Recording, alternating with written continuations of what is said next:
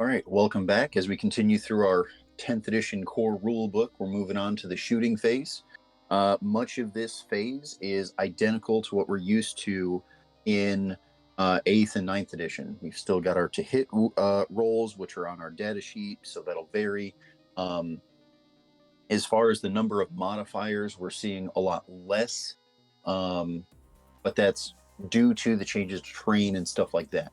As far as shooting phase itself, we're still using the same wound table. I know there's been some speculation due to the change in toughness and granularity with weapon strength that the wound table might be a little different, but we've still got the same as before. So if it's even strength and toughness, it's on a 4.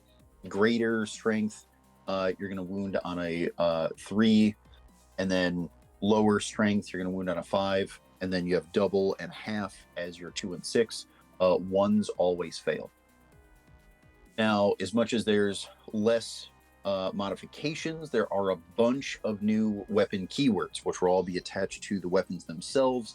So it doesn't necessarily apply to the shooting phase that we're talking about, but keep in mind that there's a lot of keywords to kind of keep track of with your weapons that may apply, and you're going to want to keep track of a little bit of that stuff before you actually start your shooting sequence.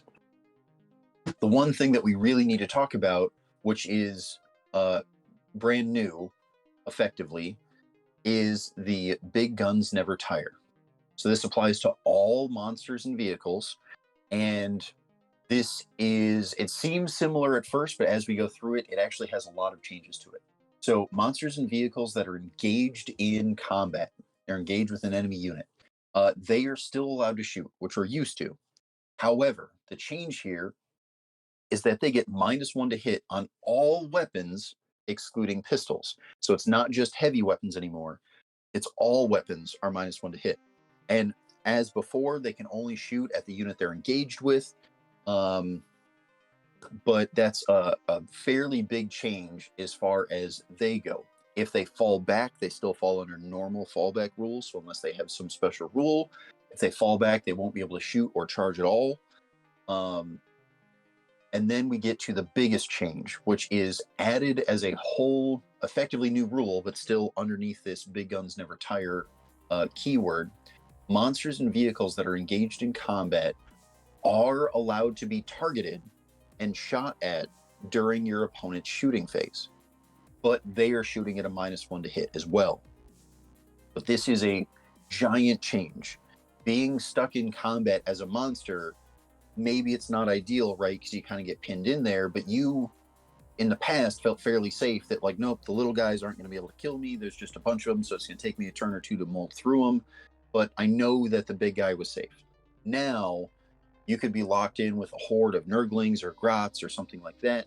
And as much as you feel safe, there could still be an artillery piece or some sort of tank busting that comes in and wipes out your vehicle way before they ever get disengaged. So there's a big change there. The other thing we're going to talk about too is this is going to make a strat that people used to do back in the day that was pretty rare because it was hard to pull off. Now it's going to be fairly commonplace.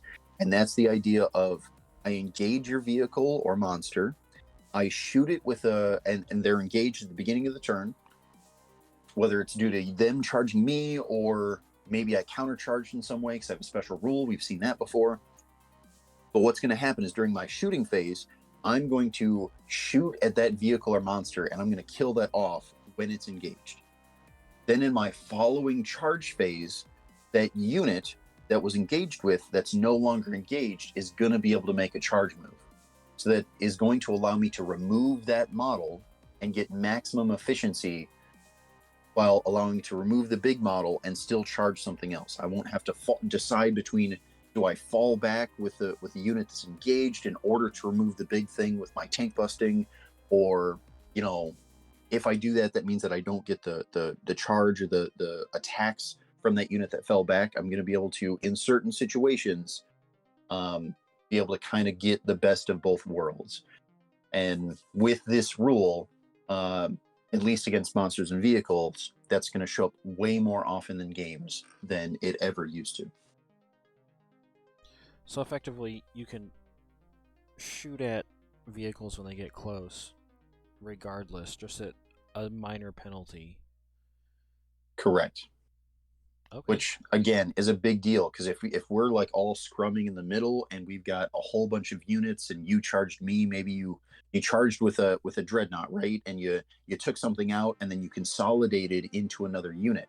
Well, that used to be really annoying because the thing you consolidated in probably didn't want to fight the dreadnought. Like it's not an ideal matchup. So then, I would be forced into, do I fall back out of this bad matchup in order to remove the dreadnought? And if I do that, then the unit that fell back doesn't do anything. Well, now, because of the way sequencing works, that unit that didn't want to be engaged, if I can remove that dreadnought before the end of the shooting phase, then the answer is that unit that just, was engaged with the dreadnought, but the dreadnought died. Now it still can shoot because it didn't move, so it counters remaining stationary. Um, it still can charge later that turn if it's a melee unit, but it just wasn't good at killing that vehicle, things like that. So we're going to see certain instances where engaging them used to shut the unit down pretty hard. And while that can still happen for sure, it's going to happen a little less when it comes to some of those monsters and vehicles trying to effectively tar pit units that weren't meant to deal with it. Yeah, this will be really interesting on some of the Tau and stuff.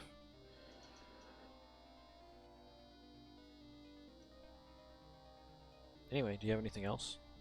Nope. Like I said, we've got some weird strats, and as we keep going, when we get to the charge phase and stuff like that, we'll be able to go over them. But for now, I think that's the big important changes to shooting phase, and some comfortability knowing that we've kind of already memorized the wound table and things like that. So I think we're good on the shooting phase. Cool. Thanks.